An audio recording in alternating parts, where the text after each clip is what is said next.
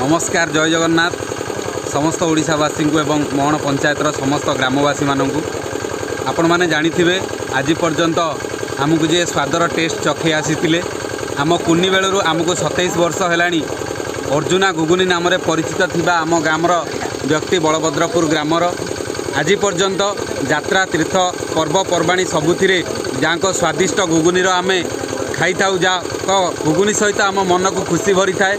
आज तांकर दुखीश्याम वृद्धाश्रम तांकर देहांत होइछि। दुखीश्याम वृद्धाश्रम समस्त कर्मकर्ता माने देखुथिबा आम सहित अछंती।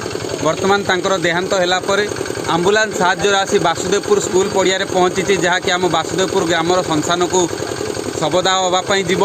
तो उपस्थित थिबा मोर समस्त ग्रामवासी माने देखंतु उपस्थित अछंती एवं आम्बुलांस रे आसी बॉडी पहुंचीबा परे वासुदेवपुर स्कूल पड़िया रे आमे समस्ते ग्रामवासी एवं ग्रामर युवक माने उपस्थित रहिचु एवं वर्तमान तांकर किभଳି प्रकार संपूर्ण तांको शवदाह कार्य होई परिबो सुरुखुरी से चेष्टा समस्त पक्षरु रही।